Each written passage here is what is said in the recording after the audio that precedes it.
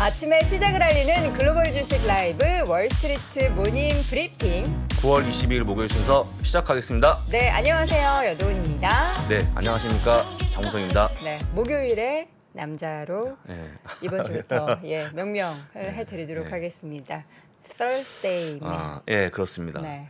그 어떻게 잘 하고 있습니까? 아니요. 부사장님의 빈자리가 늘 매일매일 엄청 크게 그렇습니다. 느껴지는데 부사장님 어떻게 제가 어떻게 머리가 좀 더 빠지신 것 같아가지고 머리는 더 빠졌고 네. 같이 빠진 게 또 하나 있습니다. 살 빠졌어요? 네, 살짝 배가 살짝 여유가 좀 살짝 있으신 것 여유가 같아요. 있습니다. 복대한 거 아닙니다. 몇 킬로 빠지셨어요? 그런 건 얘기하지 않겠습니다. 저도 개인적인 프라이버시 있기 때문에. 그래요? 예. 근데 우리 여돈 앵커가 기대하는 만큼 아니니까요. 그래요? 예. 1kg 미만으로 빠지신 것 같은데. 살이 빠져야 되는데 장이 빠집니다. 장이 빠져갖고 좀 부담스러운데요. 장이 오늘은 빠진다. 장. 장우석. 장. 그러네요. 예, 시장이 좀 빠지는 바람에 어려운데 어제 또 금리를 올리는 그런 모습 보이는 바람에 더욱더 많이 빠지는 그런 모습 보였어요. 좀 이따가 한번 확인해 보시면 좋을 것 같고요. 네. 어떻게 오늘 순서 어떻게 됩니까? 오늘은요. 우리 장우석 부사장님이 감사에 있었던 시장 이야기 쭉 해주실 예정이고요. 오늘 또 심층 인터뷰는 이제 저희가 항상 이제 목요일마다 미래세증권 김석관 선임연구위원 함께 하잖아요. 오늘도 역시나 이분이 또 아마도 밤을 새셨을 걸로 사료됩니다. 어떠한 또 자료를 가지고 오실지 잠시 후에 확인해 보도록 하겠고요. 오늘도 월간 소식은 미국 주식에 미치다 이항영 전문위원과 함께 확인해 보도록 하겠습니다. 자, 약속대로 이제 쭉 함께 목요일에 해주신다고 하셨고 너무 멋있다고 슬림해지셨다라는 이야기도 주시고 오늘 이제 시장이 사실 그렇게 좋지 않음에도 불구하고 반가운 얼굴이 함께 하셔서 너무 좀 기분 좋다라는 분들도 계시는데 자, 오늘 시장은 좀 무거웠죠? 오늘 무거웠습니다. 무거웠고요. 일단은 나왔던 기사를 중심으로 해서 제가 한번 시장을 간략하게 말씀드릴 건데 중요한 게 뭐냐? 0.75% 세 번째 금리 인상을 단행했다는 겁니다. 어려운 구간이고요. 그다음에 제가 봤던 기사를 중심으로 말씀을 드려보게 되면 일단 여러분들이 알고 있는 금리 인상이 내년까지 금리 목표가요 4.6%로 찍혔으면 전도표입니다. 평균값이죠. 평균값입니다. 그래서 4.6%까지 올린다고 좀 보시면 될 것 같고 문제가 된 건 뭐냐면요. 한 번 더 0.75% 인상이 가능하다. 올해 이제 11월쯤에. 네, 그렇죠. 이렇게 어렵다고 보시면 되고 하다 보니까 갑자기 장이 우르르 빠졌는데 그 이유가요. 경기 침체 때문에 받았다고 좀 보시면 좋을 것 같습니다. 경기 침체에 대한 우려. 그러니까 이전에 잭슨홀 미팅에서도 파월이 뭔가 고통을 수반할 수도 있다라는 그런 이야기를 했었는데 이번에도 이제 그 30분 전이면 제가 막 씻을 때였습니다. 분명히 씻을 때 플러스였는데 씻고 나오니까 마이너스도 1% 이상 빠졌더라고요. 아침에 샤워하시는 그래서 일단 오늘 장 마감은 약 1.7% 빠졌기 때문에 많이 어려웠다고 좀 말씀 다시 한번 드리고요. 이렇게 해서 보시면 아시겠지만 일단 경기 침체가 온다 그러면 우리가 알고 있는 그 경기에 대한 확장이 아니고 침체가 오기 때문에 내년도에 상당히 어려울 걸로 보이니까요. 그게 주가에 반영했다고 좀 보시면 좋을 것 같습니다.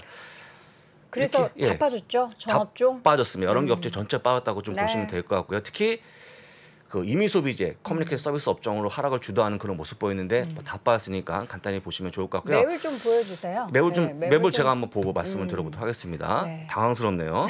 약간 좀 어색합니다. 자 보시면 전체가 어제 저희가 글로벌 라이브 때 있습니다만 요 색을 고동색으로 칭해보자 해서 일단 붉은색이 아니라 고동색을 좀 보여줍니다. 간간히 보이는 녹색은 엔비디아 올라가는 그런 모습 보이는데 엔비디아는요 어제 JP모건 체이스가 다시 한번 오버레이 비중 확대 를 제시하면서 올라갔다는 거 말씀드리고요. 그렇습니까? 좀 빛이 나지 않습니까? 빛이 납니다. 근데 저는 할 말이 없습니다. 많이 빠졌기 때문에 올라갔다고 보시면 될 것 같고요. 특히 어제 마이크론 테크놀로지에 대한 다운그레이드 나왔음에도 불구하고 올라갔기 때문에 의미 있는 게 아닌가 싶습니다. 보시면 될 것 같고요. 그 다음에 많이 빠진 종목들이 뭐냐면 여기 보시는 여행 관련주 제가 찍어드립니다. 여기 찍어드리면 뭐 부킹홀스 같은 기업들 그다음에 크루즈 같은 기업들 많이 빠졌다고 좀 보시면 좋을 것 같고요. 침체가 그만큼 무서운 겁니다. 확인하시면 될 것 같고 나머지 부분들은 뭐 우리가 알고 있는 월마트 같은 것들은 뭐 필수비지 종목들이니까 간단하게 올라갔다고 보시면 좋을 것 같습니다.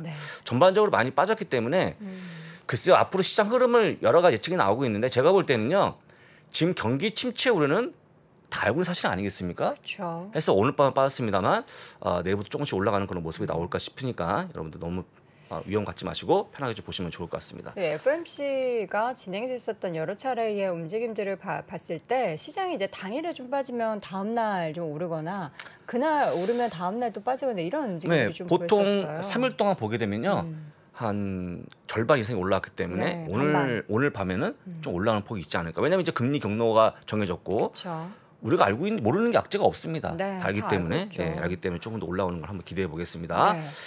자, 그다음에 네 번째 기사는 그 기존 주택 판매가 나왔는데요. 주택 판매가 약간 좀 어렵습니다. 네. 그래서 지금 480만 건이 나오면서 7개월 연속 빠지는 그런 모습 보여갖고 약간씩 주택 판매가 저조하니까요. 이것들이 다시 한번 물가 내리는 요인이 되지 않을까 싶은 그런 기대감도 있다는 거 좀 보여드리고 문제가 뭐냐면요. 우리 국내에도 겪고 있는 그런 문제, 주택값이 너무 많이 빠지다 보니까 지금 흔히 영끌했던 분들 어렵다는 거 다시 한번 말씀드립니다. 이제 뭐 시작이라는 이야기도 있고 계속해서 금리 인상 기조가 나타나게 되면 네. 이제 연말 내년 연초쯤 되면은 우리가 생각하는 그 대출 금리가 엄청나게 올라가잖아요. 그래서 지금 이제 미국도 마찬가지, 한국도 마찬가지 거의 영끌하시 젊은층의 어떤 항복이 지금 초읽기에 들어갔다라는 겁니다. 조금만 더 버티지, 조금만 더 지나가면 어렵다는 거거든요. 근데 제가 볼 때는 뭐 우리 여 대표께서는 여도원 앵커께서는 뭐 문제가 없는 사람이지만 저는 뭐 영끌한 게 없어요. 부동산 정책은 어떻게 뭐 부동산 시세에 대한 흐름 전망은 뭐 지금은 기술적으로 하락한다라고 하지만 뭐 그래도 오르는 정말 불패 지역이 몇 군데 있지 않습니까? 그런 지역을 강남권 뭐 이제 딱 교육의 중심이 되는 그런 도시들 같은 경우에는 뭐 크게 내리지 않겠지만 이제 전체적으로 많이 올랐다 이제 외곽 지역이 크게 이제 단기적으로 올랐다가 지금 거품이 좀 많이 빠지고 있는 상황 속에서 거기에 이제 상승 분에 있어서의 하락폭이 두 자릿수로 좀 나타나고 있어서 그런 지역에 대해서 좀 우려감이 있는데 미국 같은 경우에는 최근에 주택 관련된 지표 발표되는 거 보면은 착공 건수는 늘었지만 허가 건수가 줄어들고 있다고 향후 뭐 1, 2년 사이에 굉장히 주택 시장도 굉장히 많이 얼어붙을 것으로 예상이 된다고 합니다. 지금 또 나왔던 금리 인상 관련 멘트를 하나 좀 보여드리면 브랜드 와인 글로벌의 빌 족스라는 분이 이렇게 얘기했습니다. 족스. 족스. 0.75%는 새로운 0.25%다. 그러니까 뭐냐면요. 0.75가 이제는 보편화돼 있다. 기본값이다. 기본값이다. 만약에 3번 하고 4번째 하게 되면요. 여러분도 혹시 기억하십니까? 3월달 0.25%, 5월달 0.5%, 6월과 7월과 9월에 0.75%, 그다음에 11월에 0.75%면요. 보편화된 겁니다. 그렇죠. 이게 어느덧 0.75%가 그냥 일반화됐어요. 우리가 이제 이전에 올 초만 해도 0.75 말도 안 돼. 이랬던 게 정말 엊그제 같았고 최종 금리가 뭐 4% 말도 안 돼. 말도 안 됐죠. 이제 점도표 저희가 하나 준비했던 게 있잖아요. 한번 그림 좀 보여주시겠습니까? 한번. 여기에 이제 숫자 6명의 의원이 내년에 5.5%. 그다음에 평균값이 아까 얘기했지만 4.6%. 높은 거죠. 사실 연준은요 원래 4.4%가 목표였는데 더 올라가는 그런 모습이 나온다고 하면 될 것 같고요. 그래서 지금 다시 한번 봤더니 파월 연준의장이 이번에 멘트한 걸 보게 되면요, 그 자기가 생각했던 것보다 인플레이션이 안 빠졌다라는 게 포인트인 것 같아요. 그러니까 이제 그만큼 더 강한 멘트를 얘기했기 때문에 이렇게 매파질 수 있을까 하는 생각이 들었습니다. 여러분들 일단 금리 인상은요 이렇게 보시면 될 것 같고 앞으로 가파르게 올라갈 거로 좀 예상됩니다. 그래서 만약에 11월 0.75% 올린다 그러면요 거의 뭐 제가 볼 때는 극강의 매파징 발언이 매파징 상황이 되는 게 아닌가 다시 한번 보여드립니다. 마지막 기사 확인해 볼 건데요. 경기 침체 우려 때문에 여행 관련주는 빠지는 그런 모습 보였습니다. 그래서 제가 볼 때는 여행 관련주가 제가 늑대 손이 돼갖고 조금 이렇게 한번 사보자 했는데. 한번 사보자 했더니 오미크론 터지고 한번 사보자 했더니 유가 올라가면서 비행기 안 탄다 소리 나오고 또 마지막 한번 사보자 했더니 이번엔 경기 침체 때문에 다시 한번 하락하는 그런 모습으로 보였습니다. 그래서 우리가 이제 여행 관련주는요 이번에 서베이 돌려봤더니 한 절반 정도 간다고 했는데 미국 시민의 절반이 간다고 했는데 이렇게 경기가 어려워지면 아마 안 가지 않을까. 취소가 나오지 않을까. 그러니까 갈 사람들은 가겠죠. 그러니까 뭐 경기 침체가 돼도 두둑한 현금이 있는 부자들은 가겠죠. 여도원 앵커까지는 뭐 간다고 봅니다. 전 못 가죠. 왜 못 갑니까? 월스트리트 모닝 브리핑 지켜야죠. 월스트리트 모닝 브리핑 하시죠. 퇴근길 라이브 하시죠. 지켜야죠. 뭐 할 수가 없습니다. 너무나 방송 때문에 못 가시네요. 예, 돈은 둘째 문제고 예. 그렇게 좀 보시면 좋을 것 같습니다. 마지막으로요. 마지막으로 엔비디아에 대한 투자 의견을 제가 올린 걸 말씀드릴 건데 JP모건 체이스가 $220 제시하면서 어제 투자를 올렸는데요. 비중 확대 얘기입니다. 사실 이제 매수하자는 건데 이렇게 얘기했습니다. 최근에 나와주고 있는 AI 그다음에 데이터 센터 같은 것들의 기술력이 여타 다른 경쟁 업체에 대해서 한 발, 두 발 앞서 있다라는 주요 포인트였거든요. 그래서 엔비디아가 최근에 부침이 좀 심했는데 오늘 이로 좀 올라가는 걸 다시 한번 기대해 볼 수 있을 것 같고요. JP모건 체이스의 $220 한번 기대해 보겠습니다. $220. $220. 네. 근데 물론 과거로 치게 되면 많이 내려온 건데요. 그쵸. 현재 주가 대비 얼마입니까 오늘이? $132 선에서 마감이 됐죠. 그럼 한 50% 이상 잡고 있는 거기 때문에 일단 좋은 쪽으로 보시면 좋을 것 같습니다. 자, 엔비디아는 우리 또 장호석 부사장님의 또 애증의 종목이잖아요. 지금 뭐 제가 이제 나올 때마다 욕을 먹는 중요한 요인인데 어제도 제가 이제 그 관련해서 영상 올렸는데요. 여러분들 아시겠지만 엔비디아에 대한 주력 매출은요 게임이 아닙니다. 더 이상 데이터 센터이기 때문에 데이터 센터가 증가하는 걸 보시면 좋은데 전망치가 지금 올라가는 그런 모습들이 나올 걸로 보이기 때문에 일단은 한 분기 두 분기 더 보시고 그때 대응하시면 어떨까라고 다시 한번 말씀드립니다. 꼭 기억하시면 좋을 것 같습니다. 자, 밤사이에 있었던 이제 FOMC의 결과들이 시장에 많이 전해지고 있습니다. 저희도 이제 오전에 방송 준비를 하면서 제가 방송을 하는 역사적인 그 한 15년 가까운 시간 동안 이 페드 홈페이지에 들어가서 페드가 발표한 이 PDF 파일을 제 눈으로 직접 본 게 처음이에요. 그러면서 야, PC를 이렇게 전망하는구나. 점도표가 이렇게 찍혔구나라는 거를 여러분들도 사실 지금까지 주식 투자 오래 하셨던 분들 중에서 이렇게 미국의 연준의 통화 정책 회의 결과를 이렇게 열심히 본 적이 언제 있었나라는 생각이 많이 드실 텐데요. 그만큼 이제 매크로 변수가 굉장히 중요한 주요한 시장의 변수가 될 수밖에 없는 상황이니까 우리 봐야 되면 또 봐야죠. 이걸 공유 어떻게 안 되겠습니까? 이거는요 그냥 홈페이지에 들어가시면 여러분들 PDF 파일 다 보실 수 있고요. 더 중요한 건요 이런 거 이제 찾아보시기 힘드시잖아요. 그렇습니다. 그래서 저희가 심층 인터뷰 잠시 후에 미래에셋증권 김석환 선임 연구위원과 함께 이 부분에 대해서 또 쉽게 또 한 번에 보실 수 있게 정리해 드리도록 하겠습니다. 연봉 협상은 진심으로 하고 연말 정산은 꼼꼼하게 하면서 왜 퇴직연금은 신경 안 써? 퇴직연금? 퇴직연금 투자에도 대책이 있어야 하니까. 퇴직연금 투자 대책은 삼성 TDF. 생애 주기에 따라 젊을 때부터 은퇴 시점까지 주식과 채권 비중을 자동으로 조절해주는 누구에게나 든든한 퇴직연금 투자 대책 삼성 TDF. 삼성자산운용. 삼성은 대책이 다 있구나. 자산가격 변동에 따른 원금 손실 시 투자자 귀속, 투자설명서 필독. 명품 쇼핑, 가품을 사게 될까 봐 걱정되시나요? 명품 쇼핑몰 에트니의 정품 진단을 위한 노력 지금부터 소개합니다. 1. 에트니의 모든 제품은 대형 해외 부티크와 브랜드 본사에 의뢰하여 직접 매입합니다. 2. 그리고 한국 명품 감정원 자격을 취득한 명품 감정사가 입고된 제품의 가품 여부를 여기서 한 번 더 검수합니다. 에트니는 정품 선별을 위해 오늘도 이렇게 힘쓰고 있습니다. 지금 네이버에서 에트니를 검색해주세요. 네, 월스트리트 모닝 브리핑 함께하고 있습니다. 자, 이번에는요. 내 아이의 아버지 이제 어젯밤에 밤을 꼴딱 새시 그래서 지금 많이 힘들어 보이시는 미래에셋증권 김석환 선임 연구위원 함께합니다. 위원님 어서 오세요. 안녕하십니까. 오랜만입니다. 웰컴 백. 근데 그 요일을 좀 바꾸셔야 될 것 같아요. 왜요? 매번 걸리는 게 목요일 아닙니까? 일부러 그렇게 저희가 일부러 서브를 한 거죠. 왜냐면 딱 그렇게 수요일에 중요한 얘기 나오니까 우리 위원님이 또 나오셔서 해주셔야 되니까요. 그러네요. 그런가요? 속내를 부사장님이 모르셨다니. 알았는데 너무 딱해서 말씀드리는 겁니다. 아닙니다. 아니 근데 밤을 새셨는데도 되게 보니까 오늘 좀 생기가 있으시네요. 그래도 뭐 하루에 평균 한 2-3시간씩은 자니까요? 2-3시간을 낮잠을 주신다는 게 평일에는 한 2-3시간씩은 자고. 낮잠이요? 밤잠을 말씀하신 거였습니까? 그럼요, 밤잠이죠. 제가 낮잠 시간을 주무시는 밤잠을 주십니다. 그만큼 열심히 하시는 거니까 한번 같이 좀 보겠습니다. 네, 우리 위원님 밤에 왜요? 또 전 괜찮은데 왜 그러세요? 그렇죠.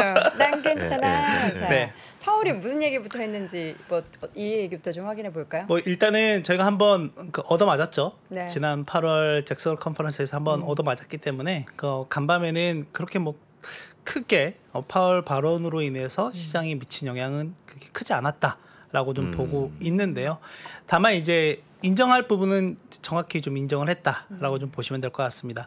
원래 연초부터 파월 의장이 계속 얘기했던 게 우리가 연착륙에 대한 그런 얘기들을 많이 했었는데 이제는 그 연착륙에 대한 가능성이 좀 많이 낮아졌다라고 이제 얘기를 했거든요. 준비한 화면을 좀 보시면 일단은 뭐 아직까지도 그 끈은 놓지는 않고 있기는 해요. 네, 경기 침체에 대한 이것을 피할 수 있다라는 그 끈을 놓고 있지는 않고 있는데 다만 이제 중요한 건 뭐냐면 이 가능성 자체가 줄어들었다라고 하는 거죠. 이제 이렇게 좀 코멘트를 했다라고 하는 거고요.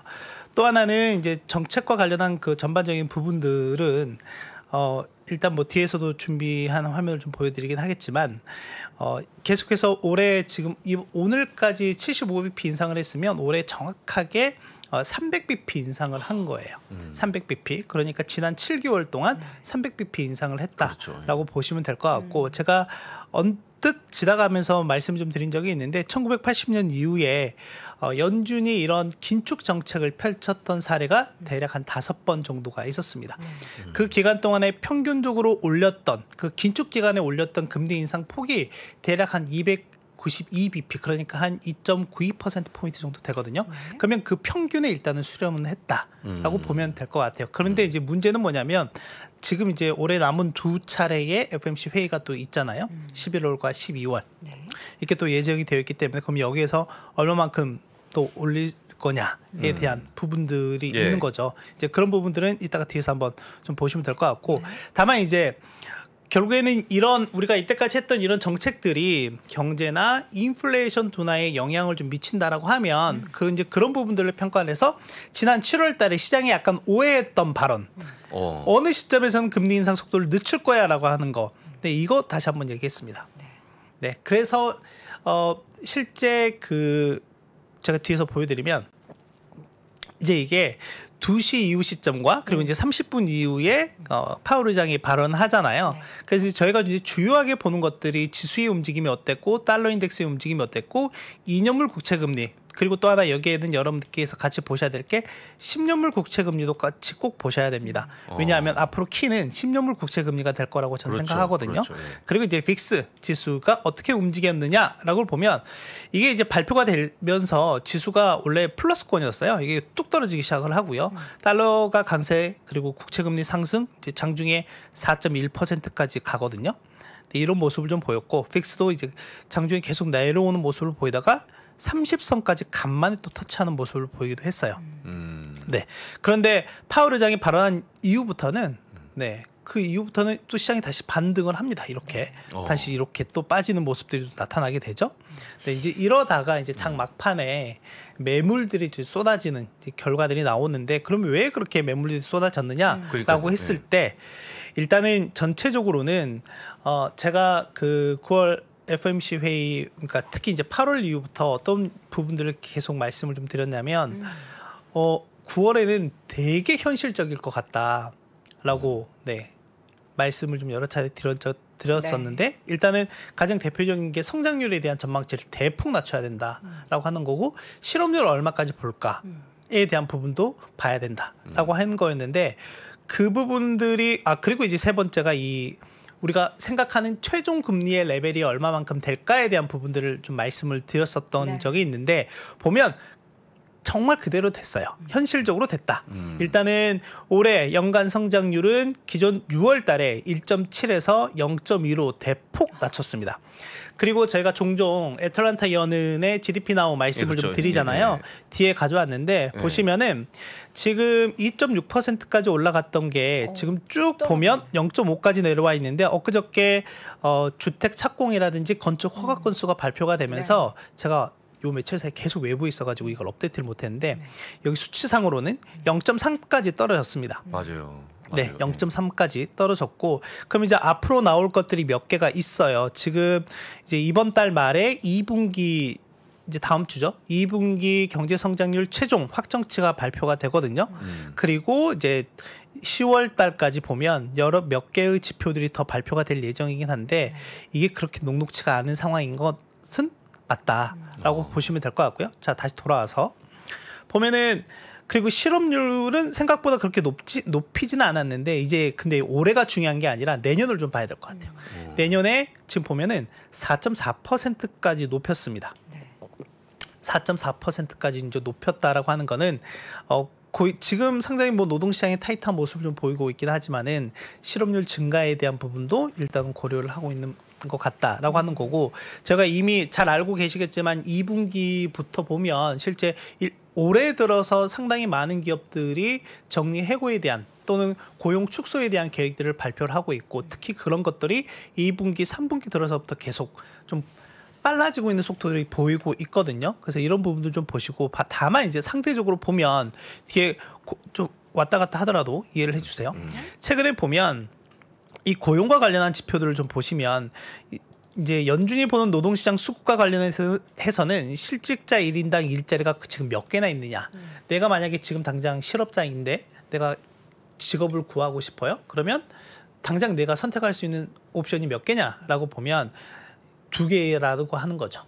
여전히 2개의 일자리가 있다. 그러니까 이게 최근에 한 2, 3개월 줄어들었다가 이번에 다시 이렇게 올라왔어요. 근데 올라오는 모습을 좀 보였다라고 하는 거고, 그리고 이제 여러분들이 매주 목요일에 발표가 되는 실업수당 청구 건수는 뭐 실시간으로 데이터가 나오기 때문에 이거는 가장 여러분들께서 고용시장의 동향과 가장 직접적으로 볼 수 있는 부분이다라고 하는 건데, 이런 것들이 지금 5주 연속 계속 빠지고 있는 모습을 보이고 있기도 했었거든요.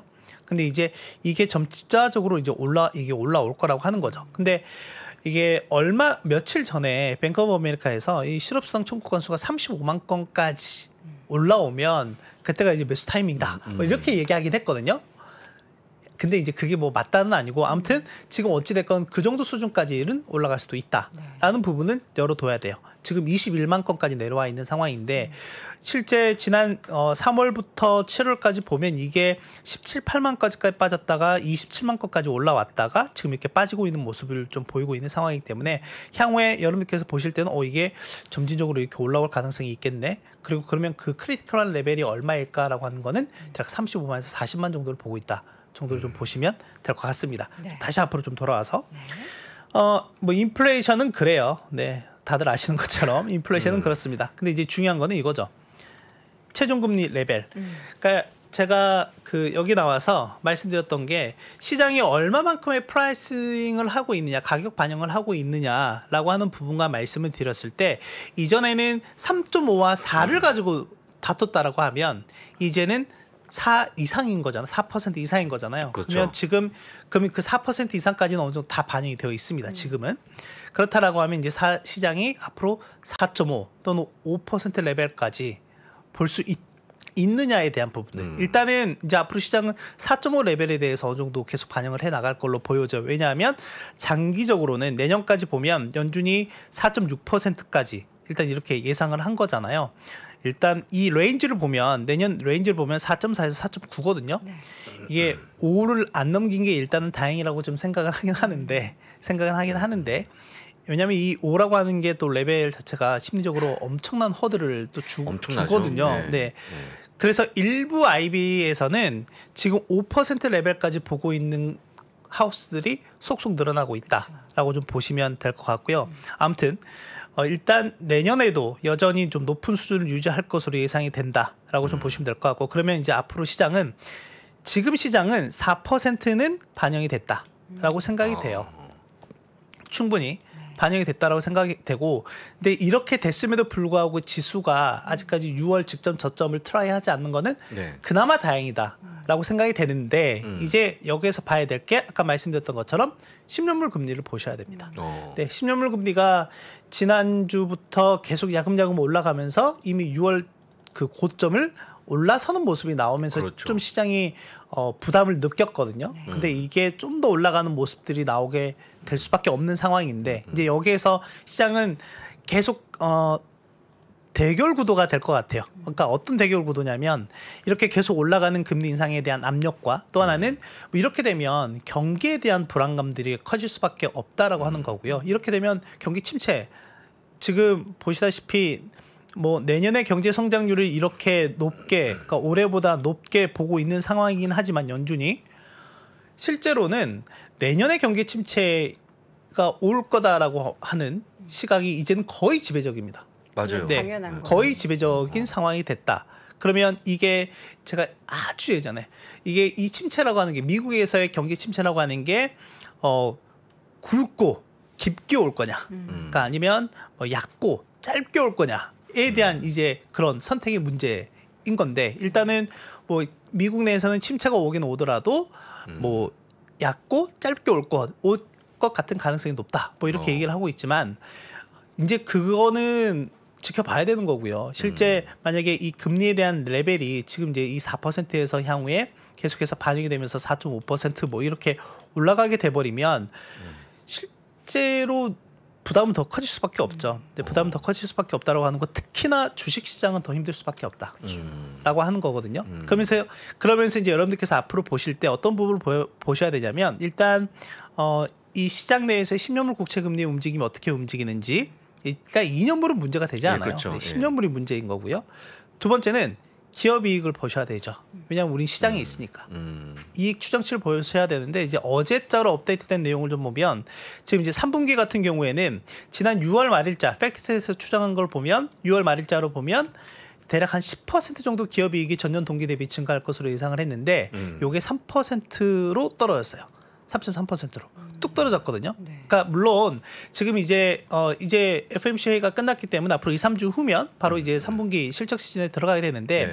보통 여러분들께 보시다시피 항상 그 분기 초부터 보면 이익 추정치가 이렇게 떨어졌다가 이렇게 올라가는 그 패턴이거든요. 항상 그렇죠. 이래요. 항상 이런데 이제 2분기에도 비교적 7월 FOMC 회의가 끝나고 2분기 실적 시즌과 겹쳤을 때 이제 기대치를 상당히 좀 4%대까지 낮췄다가 이게 지금 한 8, 9%까지 올라왔던 거잖아요. 근데 이제 이런 부분들이 3분기에 이제 어떻게 나타나느냐, 앞으로 10월에 이제 어떻게 나타나느냐 이걸 보셔야 될 것 같고 제가 1년 전으로 한번 되돌아가서 말씀 좀 드려보면 1년 전에도 9월 위기설 엄청나게 있었거든요. 네, 맞아요. 그랬었거든요. 네. 근데 그래도 작년까지는 기업들 실적 정말 좋았잖아요. 작년 3분기에 기업이익 증가율이 이제 2020년 대비겠죠. 거의 40% 육박했었잖아요. 네, 그렇죠. 네, 그러면서 다시 한번 신고점을 찍고 이렇게 갔던 흐름을 좀 예상을 좀 해본다라고 하면 올해는 그런 강도는 좀 아니긴 하겠지만 일단 이 10년물 국채 금리의 방향성과 이 기업이 지금 낮아진 추정치 이런 부분들이 향후에 어떻게 개선되는지가 꽤 중요할 것 같다라고 생각을 하고 있습니다. 그럼 일단 금리에 대한 부분들은 반영이 돼 있다 주가의 일부는. 그럼 이제 오늘 빠진 것처럼 경기 침체 우려가 또 새로운 악재로 또 이렇게 급부상할 가능성은 또 없을까요? 지금 이렇게 경기 침체는 이미 와 있는 거 아닌가요? 거의 내재되어 있는 거 아닌가요? 그렇죠. 이제 선언만 안 한 것뿐이죠. 네. 근데 이제 문제는 뭐냐면 그거 같아요. 네. 지금 아까 어떤 분이 모기지 금리 이렇게 올려주셨다고요. 네. 지금 지난주 기준으로 6%가 넘어갔거든요. 맞아요. 그러니까 제가 이제 종종 그 미국의 30년 만기 그 모기지 금리 보여드리면서 지금 미국 소비자들의 원리금 부담이 얼마만큼 되는지를 말씀드린 적이 있었는데 올 연초에 3%였어요. 그럼 이제 지금 6%니까 더블이 됐잖아요. 네, 그러면 이제 금리가 지금 예상 수준이 이렇게 된다라고 하면 모기지 금리는 최소한 8, 9%까지도 갈 수 있습니다. 물론 이제 개인의 시종대에 따라서도 달라질 수도 있고 지금 우리나라 같은 경우에도 저도 어제 이자 납부하라고 문자가 왔길래 봤는데 왜 이렇게 금액이 갑자기 차이가 났지? 연동금리로 이렇게 움직이나요? 네. 고정금리 안 하셨어요? 고정금리 안 했죠. 네, 저희는 항상 변동성을 추구하기 때문에 그랬는데 금액이 늘어난 거예요. 그러면 이것들은 통보도 안 하고 막 이러네라고 생각을 했는데 아무튼 원래 통보 안 하는 겁니까? 통보해줘야죠. 그러면 금감원에 좀 아니요, 좀 따지려고 하는데 근데 금액이 확 이게 1.2% 포인트가 올라갔더라고요. 이전 대비해서 1.2가 올라갔다. 그러니까 그 사이에 이제 한국은행이 기준금리를 75bp 올렸기 때문에 그런 영향이 있죠. 뭐 아무튼 이제 그런 부분인데 이제 문제는 뭐냐면 이렇게 월금에 대한 상환 부담이 늘어나게 된다라고 하면 구매력 감소에 대해서 저희가 진지하게 이제 고민을 해봐야 되는 거죠. 네. 실제로는 이렇게 원리금 부담이 지금 현재 시점 기준으로 보면 올 연초 대비 지난 연말 대비 대략 60-70% 정도 늘어났거든요. 원리금 부담 상환율이. 그런데 이게 금리가 좀 더 올라가게 돼버리면 더 부담이 커질 수밖에 없고 그러면 가계의 구매력 자체는 낮아질 수밖에 없는 그런 상황에 직면한다라고 보시면 될 것 같고. 연준이 원하는 바잖아요, 그게. 그게 원하는 바죠, 실제로는. 그렇죠. 네, 그게 원하는 바이긴 한데, 근데 이제 중요한 거는 뭐냐면 그런 것 같아요. 지금 제가 요 며칠 사이에 계속 이제 뭐 지금 세계 지식 포럼이나 그런 데도 있고 해서 막 다니고는 있는데 이제 막 들어보고는 있는데. 뭐 업데이트된 내용은 그렇게 크진 않습니다. 크진 않긴 한데 비슷한 내용이긴 한데 중요한 거는 일단은 저희가 지난 8월 소비자 물가를 봤을 때 지금 미국의 가솔린 가격이 지난 6월 중순부터 현재까지 거의 100일 가까이 빠지고 있음에도 불구하고 거의 그러면 고점 대비 한 30% 가까이 빠진 거거든요. 맞아요. 인플레 압력은 그렇게 크게 둔화가 되고 있지 않다.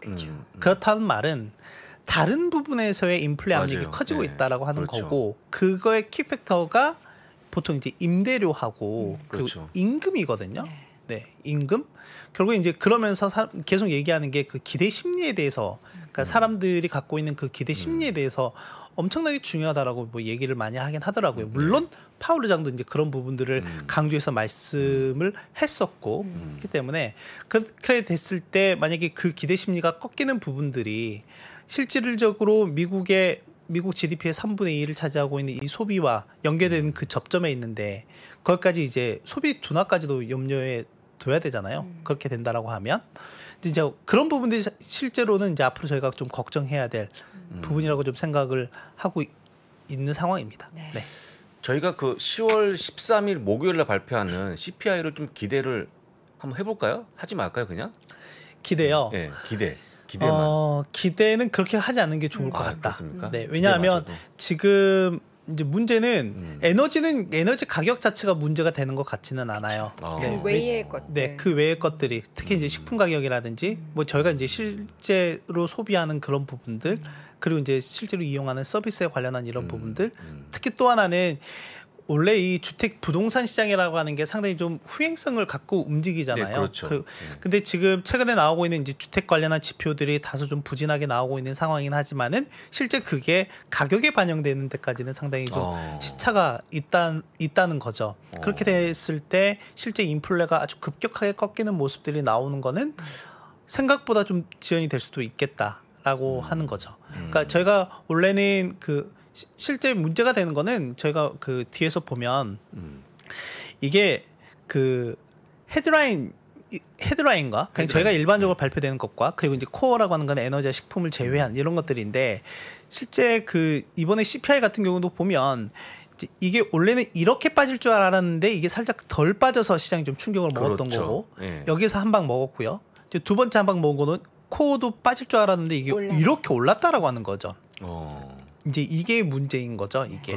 이게 문제인 거고 이제 여기에서 가장 큰 키팩터들이 아까도 말씀드렸지만 뭐 임대료나 그런 부분인데 그런 것들이 약간은 좀 후행성을 좀 갖고 있더라. 결국에는 그 임대료가 훨씬 더 꺾이기 위해서는 소비자들의 그 기대 심리 자체가 더 꺾이는 모습이 나와야 된다라고 하는 건데 이제 그렇게 되면은 저희가 항상 말씀드렸던 뭐 미시건대 소비자 심리 지수나 이제 이런 것들도 보면 최근 한 2달, 3달째 반등이 좀 나오고 있는 건데 이게 다시 한 번 더 꺾이는 모습들이 나와야 된다라고 하는 건데 그렇게 되면 전체적으로 다 힘들어질 수밖에 없다.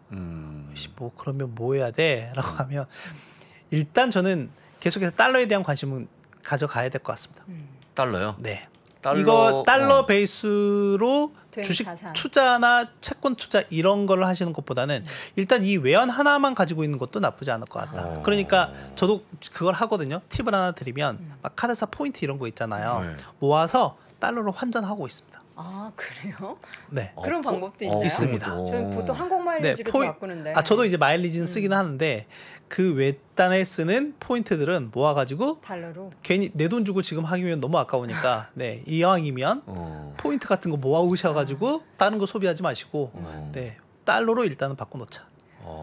보통 예전에 이제 달러화로 된 자산을 가지고 있어라 뭐 주식 투자 쪽으로 이야기를 많이 했었다면 이제는 주식 시장이 워낙에 안 좋을 것에 대한 물론 중장기적으로는 그게 맞기는 합니다. 네, 중장기적으로는 그게 맞기는. 그래서 지금 당장 주식을 사야 돼, 채권을 사야 돼 이렇게 고민하지 마시고 일단 달러 가지고 있는 것도 한편은 방법이다라고 좀 생각을 하고 있고 아까 그 연초부터 계속 얘기했던 부분은 달러 베이스의 자산 확대는 맞다라고 말씀 좀 드렸던 부분 중에 하나가 그래도 이 달러 원 환율이 올해 연초에 1,150원대에서 지금 1,400원대까지 올라왔고 지금 이런 상황이라고 하면 좀 더 올라갈 여지가 더 있다라고 하는 거잖아요. 네, 그렇다라고 하면 실제 해외 주식을 하신 분들이라고 하면 꽤 많으실 거니까 이분들 같은 경우에는 내 주식이 실제로 40% 50% 까였어도 환율에서 어느 정도 버퍼를 만들어 줬어요. 충분히. 근데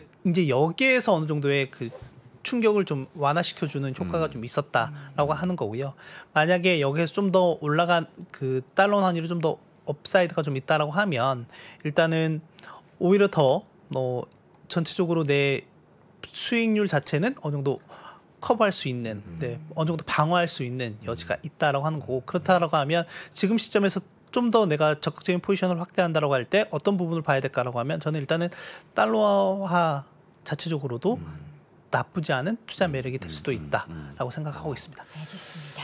자. 아유, 참 명확하네요. 네. 우리 위원님 생각은. 우리가 생각해야 될 부분들이 굉장히 많은데 일단 제일 키포인트는 고용이 얼마나 많이 꺾이느냐, 그 꺾이는 선에 있어서의 최저치까지 고용, 그러니까 신규 실업수당 청구 건수가 3,000을 찍고 나서의 움직임을 보라는 그런 얘기도 있기 때문에 저는 그 숫자가 나오면 정말 이제 미국에서도 그렇고 우리나라에서도 그렇고 너무 힘들다고 좀 곡소리가 많이 나올 것 같고 실질적으로 우리가 코로나 때는 힘들 때 정부에서 지원을 해줘서 그나마 좀 버티지 않았습니까? 근데 이제는 정부에서조차 우리는 수도꼭지 잠가 버리겠다 이렇게 했기 때문에 어려울 것 같습니다.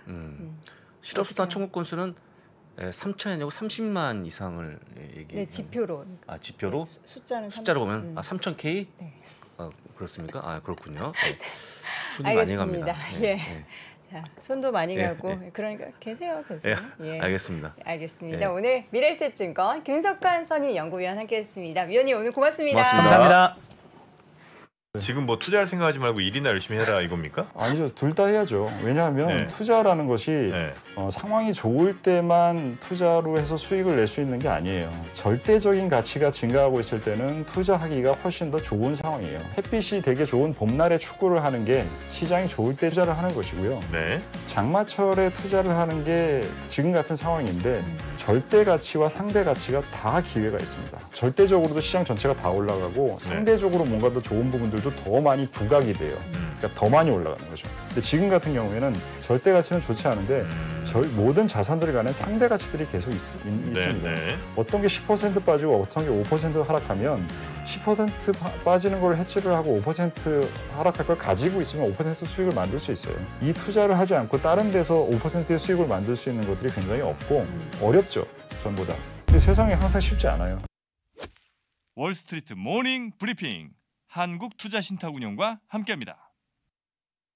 네, 월스트리트 모닝 브리핑 함께하고 있고요. 현재 시각 7시 9분 넘어가고 있는데요. 지금 방금 이제 쇼츠 영상이 쇼프루TV라고 채널이 따로 있어요. 그래서 거기 이제 올라가는 거에 대해서 여러분께 소개를 드렸는데 장 부사장님이 굉장히 놀라시더라고요. 이런 게 있으면 저한테 말을 했었어야죠. 얘기해 드릴게요. 쇼프루TV라는 채널이 있고요. 사실 이제 요즘에 얼마 전에 저도 메일을 받았어요. 이제 유튜브에서 이 쇼츠 콘텐츠를 더욱더 강화하기 위해서 그러니까 틱톡을 견제를 굉장히 많이 하는 거죠. 그러면서 쇼츠에도 광고를 붙여서 너한테 수익을 배분해 주겠다라고 이제 메일이 왔고요. 실제로 근데 제가 쇼츠를 이제 몇 개 올려봤는데 뭐 수익이 뭐 한 1000뷰 나와봤자 한 80원 막 이렇게밖에 안 뜨더라고요. 돈이 안 되네요. 예, 근데 이제 앞으로는 더 수익화 해줄 테니까 쇼츠 콘텐츠 많이 올려라라는 거잖아요. 참.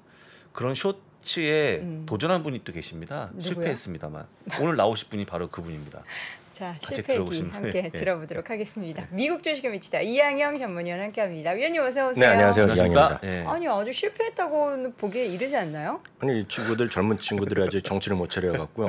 아직 틱톡을 제대로 안 하고 있죠. 64명인가 저희 구독자가. 64명은 뭐 콘텐츠가 올라오긴 합니까? 아니 한 두 번 하고 안 하더라고요. 돈이 안 되는. 김모 대리님과 박모 팀장. 그러니까요. 네네.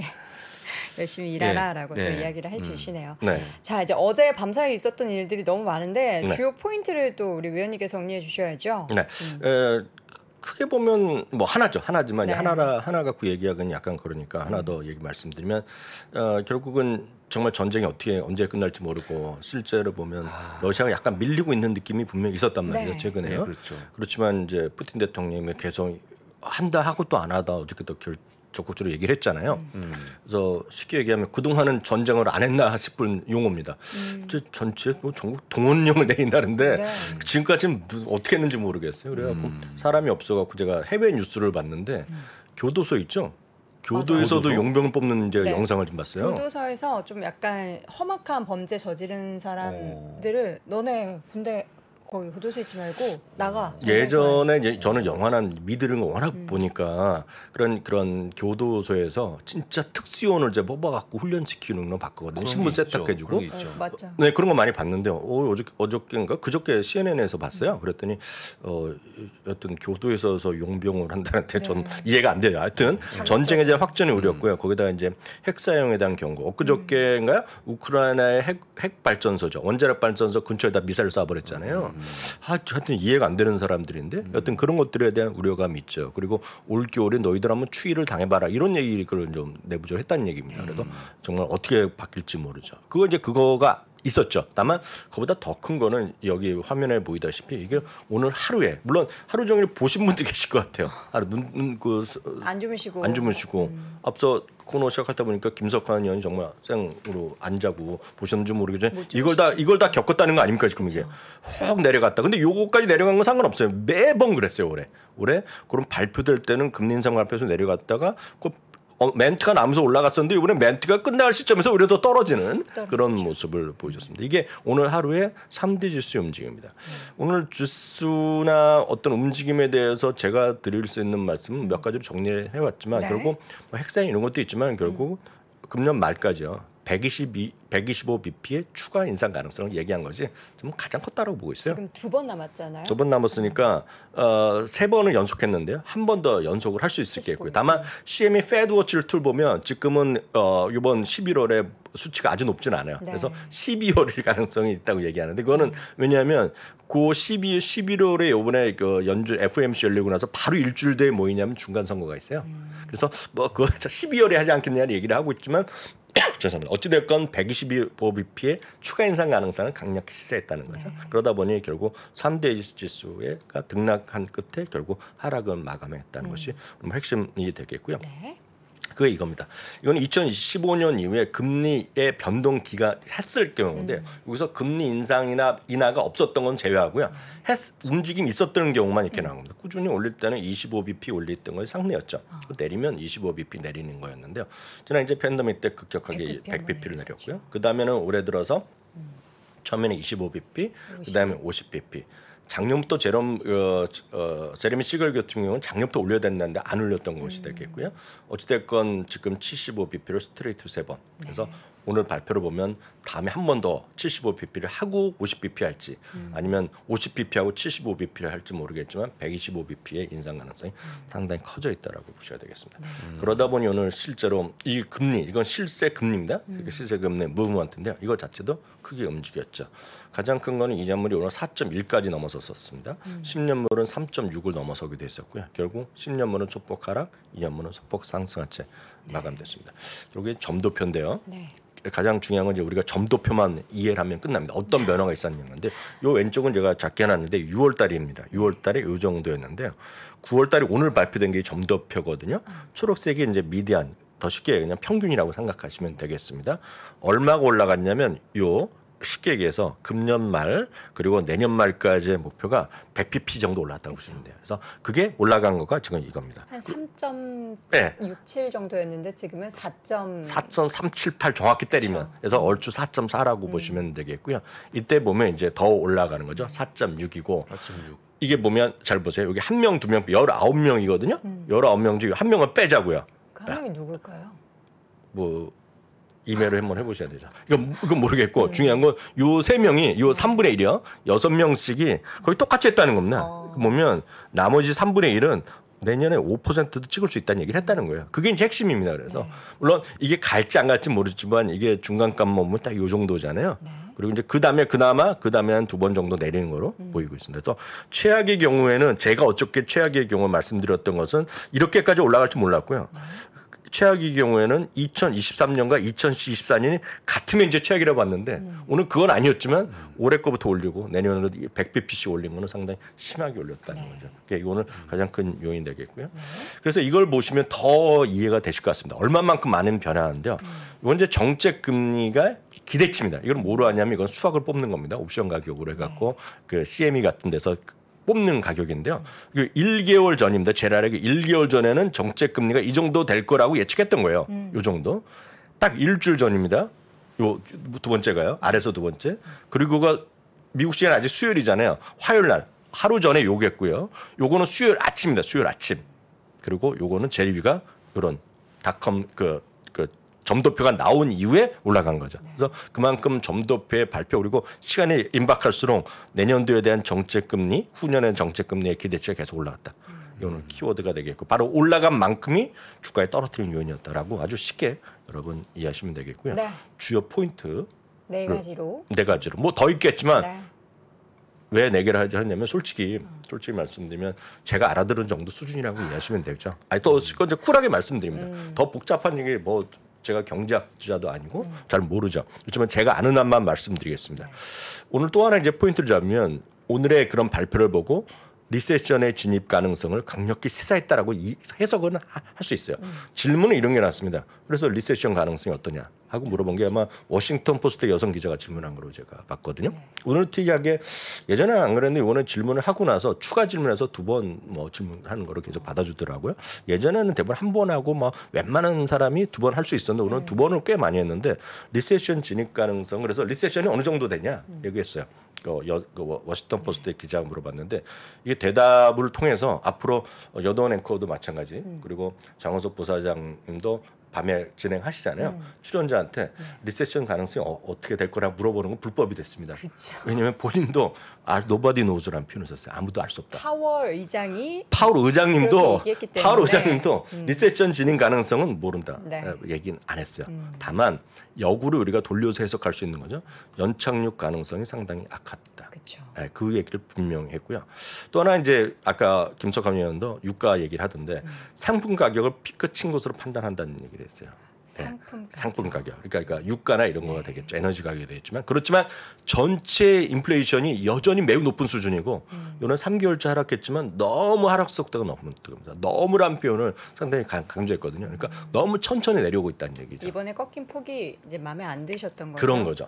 그리고 앞으로도 연준의 역할을 적극적으로 다해야 된다는 얘기했고요. 긴축하겠다는 거예요. 그리고 이 부분에 대해서 아무도 의견을 다른 사람이 없다. 그리고 이제 여기 하나 추가적으로 보면 일반적인 얘기지만 뭐 그럴 수밖에 없겠죠. 불과 3주 전이니까요. 2주 전이죠. 정확히 보면 한 14일 전인데요. 이번에 잭슨홀 미팅에서 나왔을 때 입장과 전혀 바뀐 게 없다고 얘기했거든요. 우리는 조금 톤을 좀 완화시켜주길 쓰게 되는데 전혀 바뀐 게 없다고 얘기했고요. 또 하나가 이제 포인트가 이건데요. 실업률입니다. 실업률이 지금 3.7%거든요. 그렇지만 이게 내년 말까지 4.4%가 올라가는다. 근데 여기서 주목하셔야 될 게 0.7%포인트 올랐다는 거잖아요. 올렸습니다. 0.7%포인트인데 잠시 후에 말씀드리겠지만 이걸 또 통계로 내는 사람들이 있잖아요. 과거. 리세션이 없는 상태에서 실업률이 0.5%포인트 이상 오른 적이 없다는 겁니다. 다시 한번요.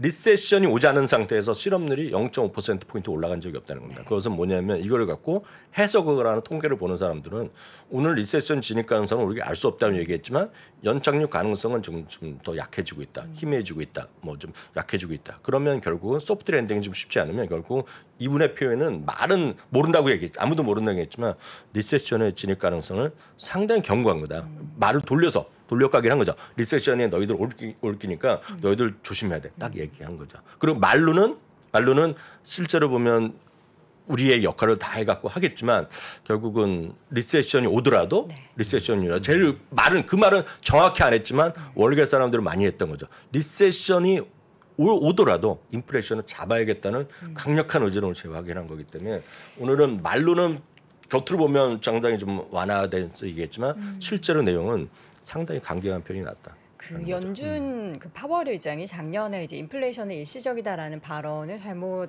얘기를 하면서 굉장히 연준에 대한 신뢰가 많이 깨졌었잖아요. 네네. 근데 그 부분에 대해서 이제 어제 저희 퇴근길 라이브에 연준의 실제 이코노미스트로 10년 넘게 활동을 하셨던 교수님이 모셨어요. 김진희 교수님이라고. 근데 이제 그분이 말씀하시는 거는 우리가 이제 앞으로 파월이 시장 친화적인 발언을 할 것에 대한 기대감을 좀 낮추는 게 좋다. 왜냐하면 이전에 한번 신뢰가 무너졌기 때문에 이 신뢰를 유지하기 위해서는 잭슨 미팅과 같은 그러한 좀 강경한 스탠스를 계속해서 유지할 수밖에 없을 것이다. 신뢰도 문제가 있어서 뭐 그런 얘기를 하셨기 때문에 우리가 앞으로 자꾸 뭐 파월이 이번에는 좀 좋게 얘기하겠지 하는 희망회로를 돌리는 것보다는 그 잭슨 홀 때 그 모습을 계속 기억하시는 게 더 좋지 않을까. 맞습니다. 그래서 저는 김 교수님은 제가 저 다른 방송에서 몇 번 봤거든요.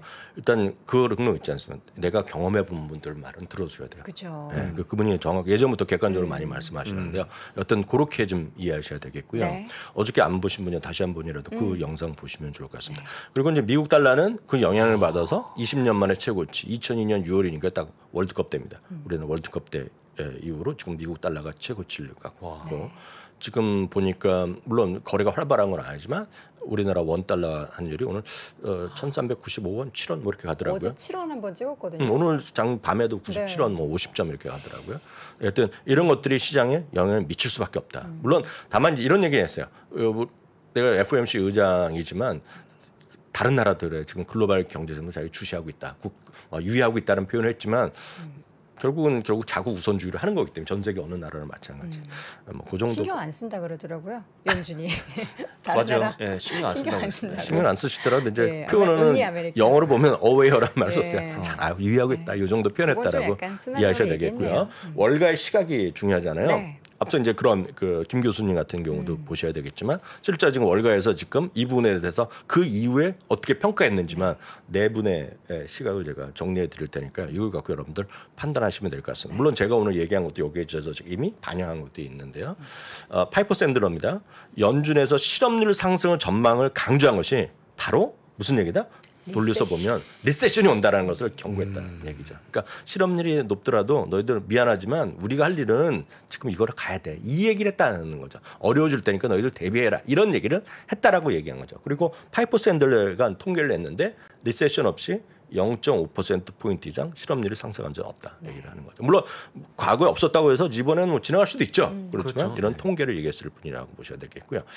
그리고 RSM 수석 인커노미스트인 이분은 인플레이션의 2% 목표를 맞추기 위해서는 실업률이 결국 6% 이상도 오를 수 있다. 6%?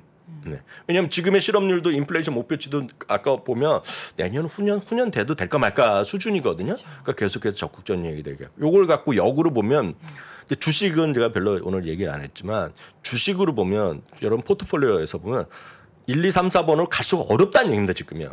그거를 인지하셔야지만 지금 주식이 되는 겁니다. 지금 1번, 2번, 3번은 미국에서의 제가 주식 1번, 2번, 3번은 4번을 얘기하는 거가 되겠고요. 전 세계 주식, 전 세계 나라로 보더라면 미국이 당연히 1번이겠죠. 상대적으로 보면 미국 1번이고 그다음에 유럽 뭐 논란이 있지만 유럽은 2번이죠. 2번. 그렇지만 지금 여러 가지 어려움이 겪고 있는 거고 3번, 4번이 있는 거죠. 그러니까 4번은 우리가 여러분 중에 4번을 주식하시는 분은 없어요. 있긴 있겠죠. 왜냐하면 굳이 예를 들어서 프론티어 마켓에 펀드를 하시는 분 계실 겁니다. 아니면 특정 국가의 ETF로 하시는 분이 있어요. 프론티어 마켓은 이머징 마켓의 더 아래입니다. 더 아래죠. 예. 제가 특정 국가를 말씀드리기는 것이 아니지만 제가 예를 들어 말씀드리면 나이지리아 이런 나라들 있잖아요. 그런 아프리카 있죠. 그런 쪽에 뭐 나이지리아가 아니더라도 다른 나라들의 그런 나라들이 프론티어 마켓입니다. 우리가 잘 모르지만 그런 나라고 이머징 마켓은 대부분의 경우에 2번이랑 3번이 결쳐져 있죠. 3번이 2번이랑 3번. 지금 1, 2, 3, 4번이 무슨 뜻인지 모르시는 분들이 계셔가지고 요거만 모아서 쇼츠로 좀 만들어주세요. 아주 간단히 말씀드리겠습니다. 1번은 돈을 아주 잘 버는 기업입니다. 돈도 잘 벌고 멀쩡한 기업이에요. 애플은 마이크로소프트인데 마이크로소프트도 지금 최저가잖아요. 그래서 그렇게 이해하셔야 됩니다. 그러니까 애플이나 이런 거가 되겠고요. 2번은 돈은 버는데 밸류에이션이 높은 기업입니다. 대표적인 게 엔비디아라고 보시면 돼요. 엔비디아, 테슬라? 엔비디아, AMD, 테슬라는 게 2번입니다. 2번. 3번, 4번은 적자인데 3번은 적자에서 그 흑자가 될 것 같은 웃금과 희망이 있지만 그리고 아니면 이익은 안 나더라도 캐시플로우가 막 좋아지는 기업들. 예. 대표적으로 저는 에어비앤비 같은 거. 에어비앤비. 예. 각자가 생각하시는 게 있을 거예요. 4번은 아주 쉽게 얘기하면 종목으로 제가 찍어드릴게요. 제가 저 좋아하니까. 버진 갤럭틱 같은 거 4번입니다. 돈 못 벌고 미래 성장성에 대한 기대감. 팔란티어 저도 좋아하지만 팔란티어 4번입니다. 그리고 또 이 말씀까지 들으면 약간 서운해하시겠지만 소파이 이런 거 있죠. 소파이. 아이온큐 이런 거 4번이죠. 그래서 그것들이 안 된다는 게 아니라 그것도 엄청 좋아질 때가 있어요. 그렇지만 지금은 그런 것도 쉽지 않다 보셔야 되겠고요. 어찌됐건 1번, 2번, 3번 꼭 기억하시면 되겠고요. 여기까지만 보시면 되겠습니다. 디옥스라는 것은 펜실베니아 기관의 연금 운용자인데요. 정책금리가 여기서 5%까지. 아까 3분의 1을 5% 찍었다는 거예요. 도이치방크는 기준금리가 앞서 4.6을 대부분이지만 4.9까지 올라갈 것이다. 그게 터미널 웨이스가 될 것이라는 걸 다시 확인했네요. 알겠습니다. 자, 이렇게 해서 오늘 이야기를 쭉 나눠봤는데 오늘 하루 종일 아마 다양한 그렇겠죠. 이야기들이 나올 겁니다. 여러분들이 오늘 시장에 대해서도 곰곰하게 이제 고민을 좀 많이 해보셔야 될 텐데 그래 좀 스트레스는 좀 덜 받으셨으면 좋겠고요. 그렇습니다. 자, 지금까지 월가의 소식은 미국 주식에 미치다 이양영 전문위원 함께했습니다. 위원님 고맙습니다. 고맙습니다. 자, 목요일에 함께한 월스트리트 모닝 브리핑 클로징 좀 해주시죠. 저는 밤까지 여기 앉아 있겠습니다. 계속. 그래요? 김프로님 여기 앉으셔야 되는데. 농담이고요. 어려운 구간인데 여러분들 너무 무리한 매매 하지 마시고 포트폴리오 점검을 좀 하시면 어떨까라고 말씀드려보겠습니다. 아까 말씀하신 것처럼 뭐 4번 종목이 있다 그러면요.